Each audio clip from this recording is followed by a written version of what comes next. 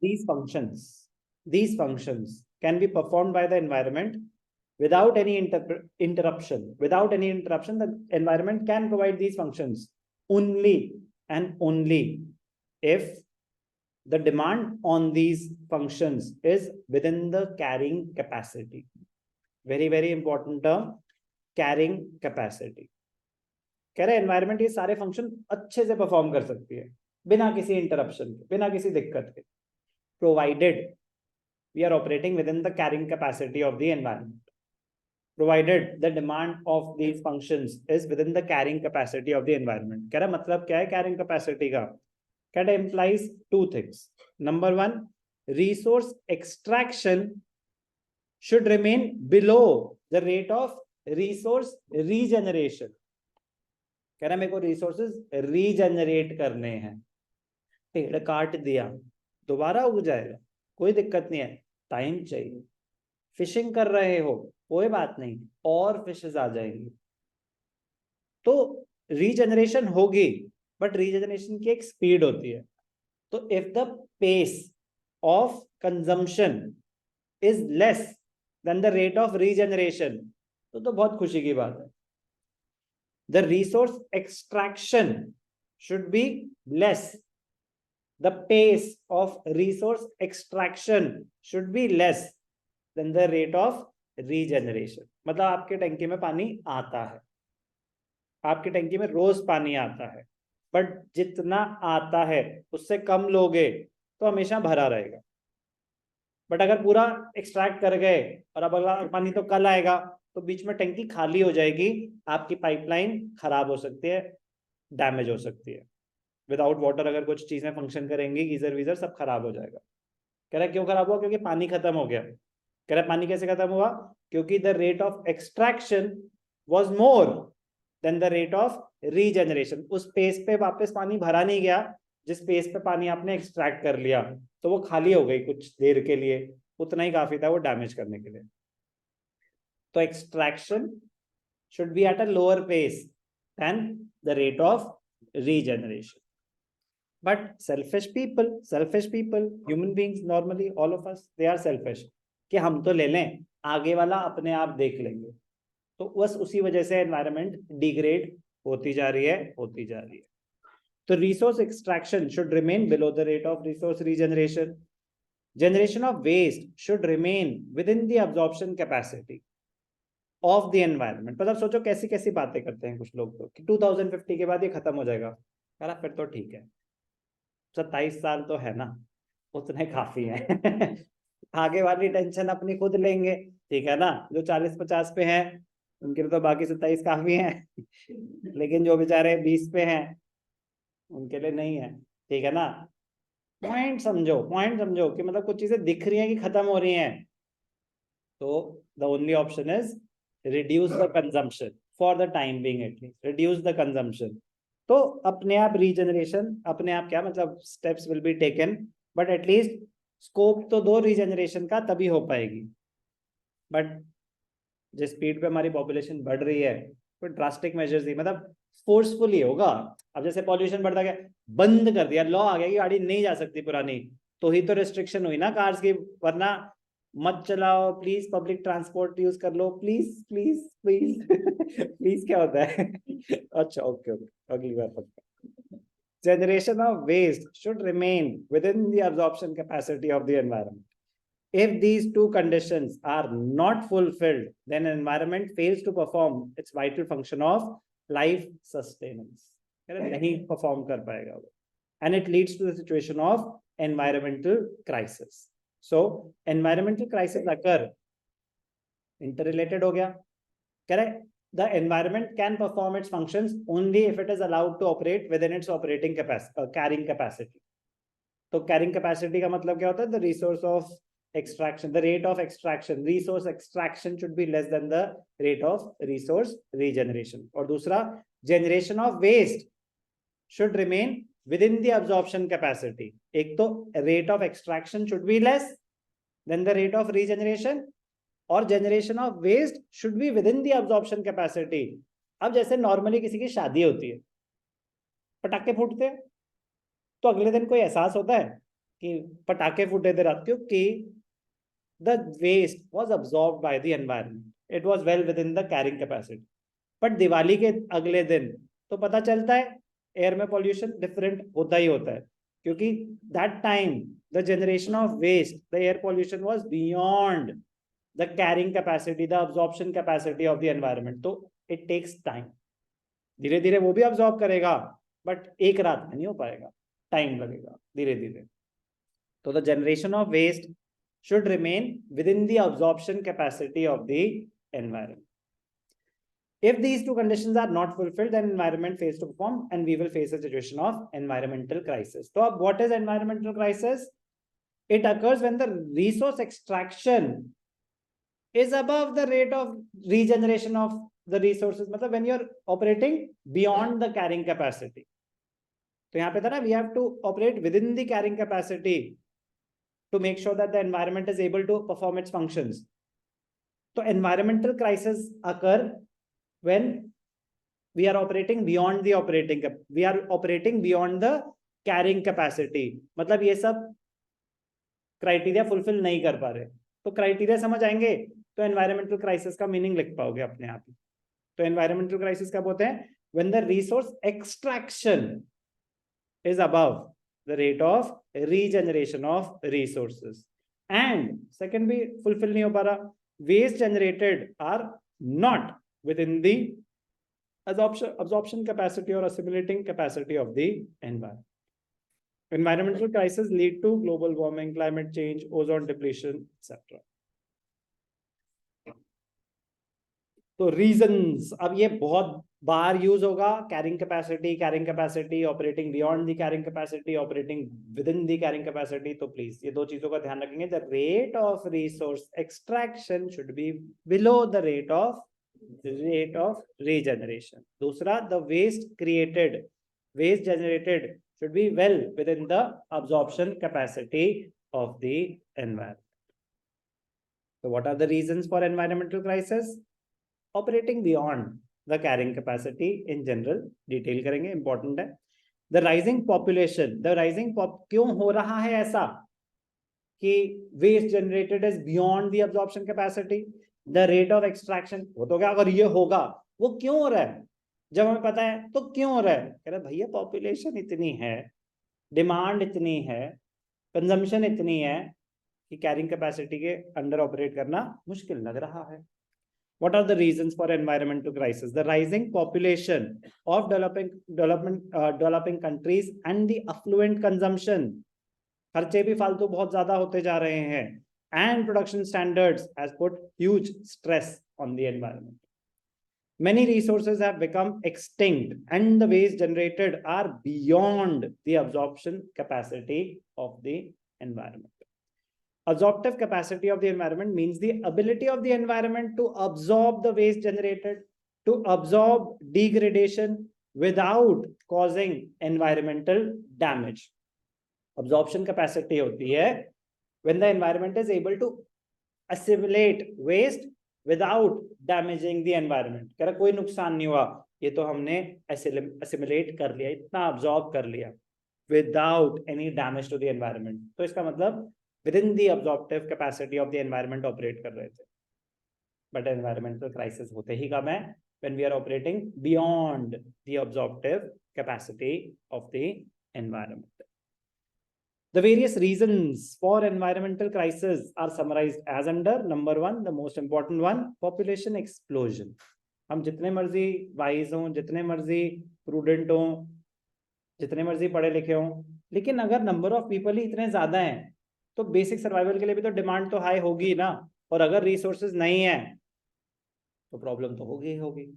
अब कहीं ना कहीं से तो अब मैं कह रहा हूँ खाने को नहीं मिल रहा तो क्या करूँ, पेड़ तो कटेंगे ही कटेंगे, पैसे नहीं है तो फिर वो उसी से ही लकड़ी जला के खाना बनाएंगे, ठीक है ना. मतलब सिलेंडर नहीं है सबके पास तो उसी से होगा ना, वुड फायर होगा. और दूसरा, ठंड लग रही है तो वही लकड़ी फिर काटेंगे, फिर उसी, कोई हीटर नहीं है हमारे पास, आग लगा के ठंड से बचेंगे.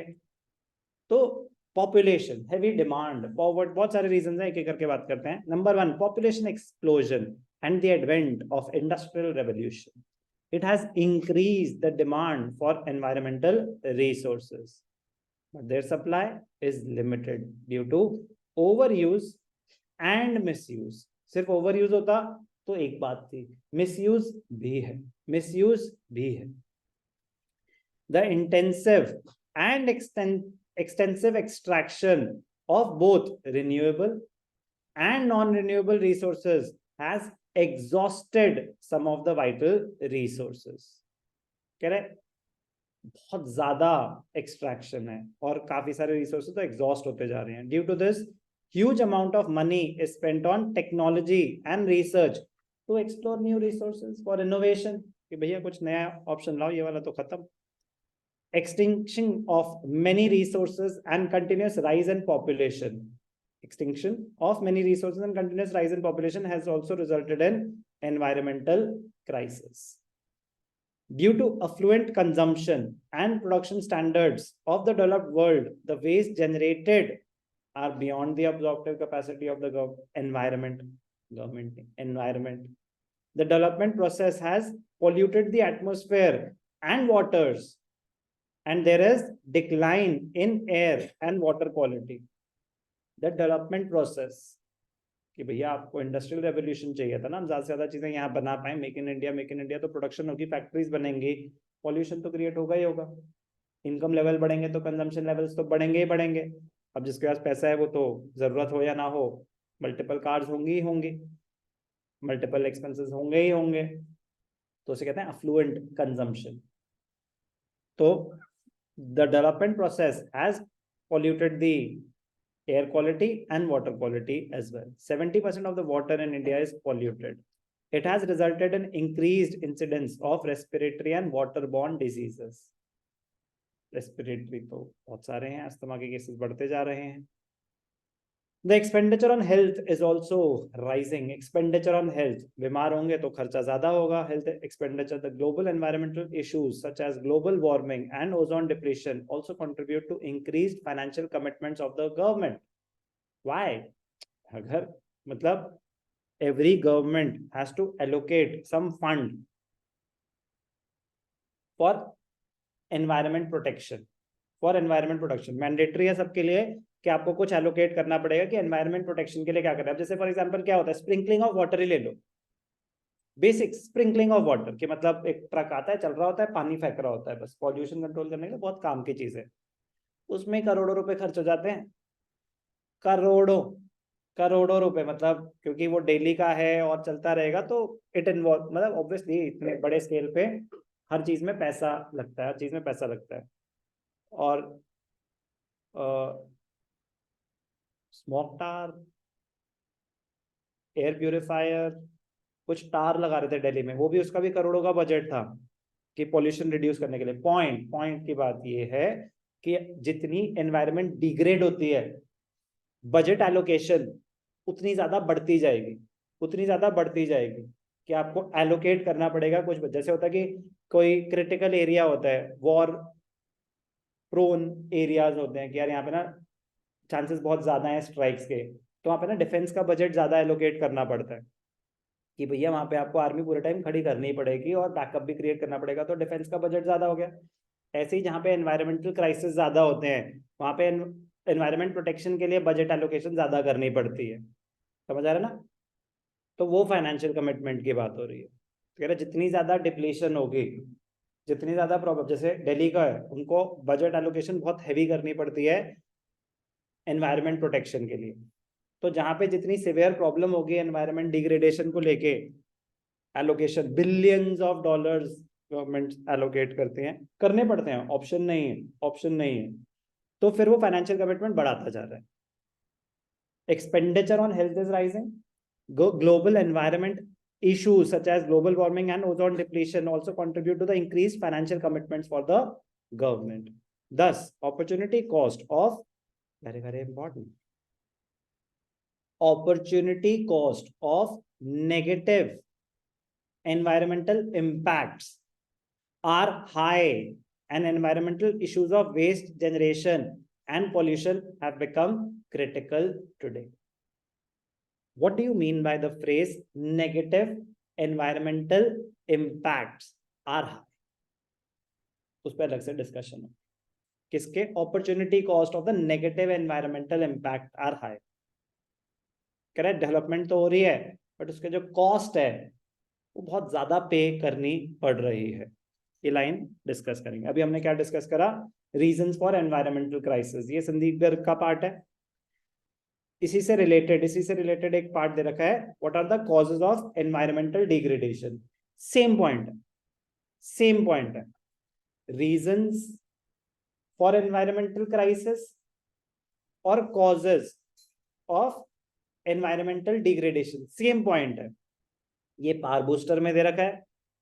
पावर बूस्टर मतलब संदीप गर्ग का एक additional segment beyond the text, और एक अंदर दे रखा है। बट मैं कह रहा हूं कि हम दोनों पढ़ेंगे, क्योंकि जब एग्जाम आता है तो उनको नहीं फर्क पड़ता संदीप गर्ग कौन, जहनौरी कौन, उनको चाहिए क्वालिटी आंसर। तो जब क्वेश्चन है what are the reasons for environmental crisis, environmental degradation, causes, एक ही बात है, तो दोनों को मिला के एक अच्छा आंसर बनेगा, तो मैं कह रहा हूं दोनों सेम पॉइंट है। ये कहां पे दे रखा है? ये एडिशनल इन्फो है, कहां पे दे रखी है? Power booster of Sandeep Garg. Sir हम तो दूसरी बुक फॉलो कर रहे हैं, कोई फर्क नहीं पड़ता उससे, कोई फर्क नहीं पड़ता। एनसीईआरटी जब आप एग्जाम सीबीएसई बोर्ड कंडक्ट करता है तो उनको नहीं फर्क पड़ता कि आप कौन सी बुक से पढ़ के आए हैं, बात सेम कर रहे हैं। तो what are the causes of environmental degradation, what are the reasons for environmental crisis, एक ही बात। नंबर 1 पॉपुलेशन एक्सप्लोजन था वहां पे, high population growth, population explosion in India specially since 90s। Just read, तो पहला क्या है? Population explosion. पॉपुलेशन बढ़ेगी तो डिमांड बढ़ेगी।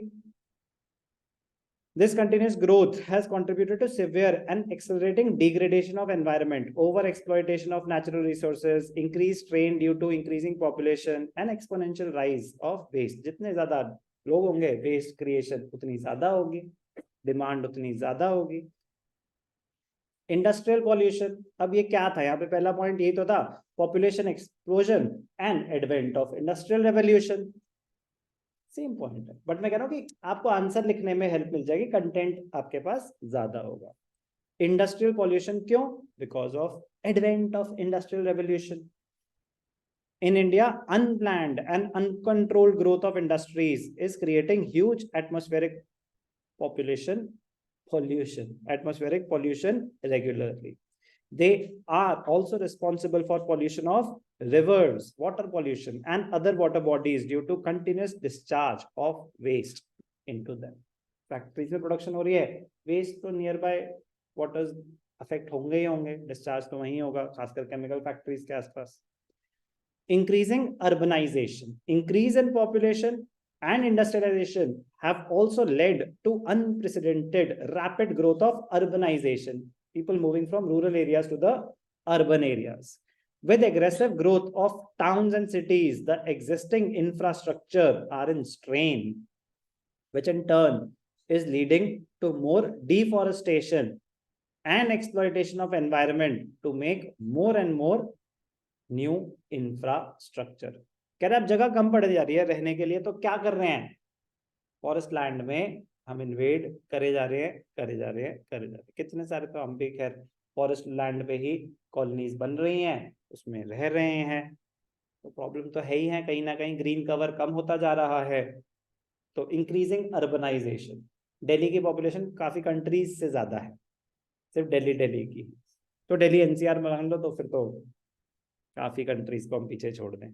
इंक्रीजिंग अर्बनाइजेशन, लैंड लिमिटेड है, पॉपुलेशन बढ़ती जा रही है, तो घर बनाने के लिए पेड़ कटेंगे, जगह क्रिएट करनी पड़ेगी, और कुछ लोग उसको भी जस्टिफाई कर सकते हैं, तो क्या हमारा जीना जरूरी नहीं, मतलब हमें रहने के लिए जगह नहीं चाहिए? अब ठीक है, मतलब ये कोई डिबेटेबल पॉइंट नहीं है, ठीक है ना, क्योंकि ये नेवर एंडिंग टॉपिक है। बट द पॉइंट इज कि सॉल्यूशन मतलब हाई राइज होगा, ठीक है ना, लेकिन क्या होता है कि हाई राइज अगर क्वालिटी ना हो तो बहुत ज्यादा रिस्की होगा, क्योंकि हाई राइज में दिक्कत क्या होती है? हाई राइज में पता नहीं चलता कितने से एरिया में कितने सारे लोग रह रहे होते हैं। दिक्कत उसकी क्या होती है? हाई राइज की जो सबसे बड़ी इशू है, ऐसा लगता है कि कितना आसान है कि देखो यहाँ पे तो 300 घर बन गए इतने से में। हाँ, लेकिन जो वो लैंड थी, क्या वो उस चीज के लिए सुटेबल थी? पानी तो अब 300 फैमिलीज को चाहिए होगा ना। क्या इतना पानी, मतलब जब स्प्रेड हो रखे होंगे 300 घर, तो वो ज्यादा एरिया में स्प्रेड हो रखे होंगे, तो ग्राउंड लेवल ज्यादा कवर कर रहे हो तो पानी ज्यादा एक्सट्रैक्ट हो सकता है। लेकिन इतने से एरिया में अगर 300 घर आ गए, तो क्या इतना वाटर लेवल है, इतना पानी जनरेट हो पाएगा? तो मतलब ये सब इश्यूज फिर मतलब ठीक है, यही नहीं डिस्कस करना था बस। Industrial pollution, increasing urbanisation. But मैं कह रहा हूँ इंक्रीजिंग अर्बनाइजेशन का मीनिंग बता रहा हूँ आपको कि घर बढ़ते जा रहे हैं और रिसोर्सेज इतने हैं नहीं, पॉपुलेशन बढ़ती जा रही है। मास पॉवर्टी, मास पॉवर्टी इंपॉर्टेंट रीजन है बहुत ज्यादा एनवायरमेंटल डिग्रेडेशन का। दोनों है, एक्सेसिव पैसा होना भी उतना ही बड़ा रीजन है एनवायरमेंटल डिग्रेडेशन का जितना पैसा ना होना है, क्योंकि जिनके पास ज्यादा होता है वो फालतू खर्चे भी ज्यादा करते हैं, और जिनके पास नहीं होता वो बेचारे एनवायरमेंट में से ही क्रिएट करने की कोशिश करते हैं अपनी कंजम्पशन पैटर्न पूरा पूरा करने के लिए। जैसे कि एग्जांपल दिया था कि आपके पास गैस सिलेंडर नहीं है तो लकड़ी काट के ही जलाओगे, फिर तो ऑप्शन क्या है?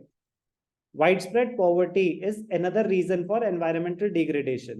Usage of wood as fuel by poor people causes increased levels of deforestation. And they earn their living through activities like gathering of forest produce, collection of firewood, excessive use of small pieces of land, or fishing in ponds or lakes. Source of income ही वही है। कह रहे आप इतनी fishing कर रहे हो, इस रेट में तो रीजनरेट ही नहीं हो रही, फिशेस मर जाएंगी सारी, तो पैदा करने के लिए भी तो कोई चाहिए होगा। कह रहे थोड़ा थोड़ा करो, क्या ऑप्शन नहीं, खाने को खाना चाहिए, तो सब अलग अलग फिशिंग कर रहे हैं और प्रॉब्लम हो रही है फिर। All of these activities lead to a loss of natural resources and environmental degradation. Pattern of economic growth. The pattern of economic growth too has been a cause of much damage to the natural environment. The great emphasis on the development of basic and capital goods industries and the technologies used for them have depleted natural resources and damaged the ecosystem, besides contaminating water, air and land resources. तो ये सब क्या है? ये सब repetition है। यहाँ पे जो आया आपका extensive use of resources or water and air pollution due to industrialization, point सारे इंटररिलेटेड है। बट मैं कह रहा हूँ आपको सारे क्लियर होने चाहिए, मीनिंग क्लियर होना चाहिए, फिर उसमें से आप कुछ भी लिख सकते हैं। vehicular pollution, the transport system in India is based on the intensive use of petroleum products. It has immensely increased the air pollution, increased road traffic, and their sound have also resulted in noise pollution. Increase in use of chemical fertilizers and pesticides, ये भी पानी को pollute करता है।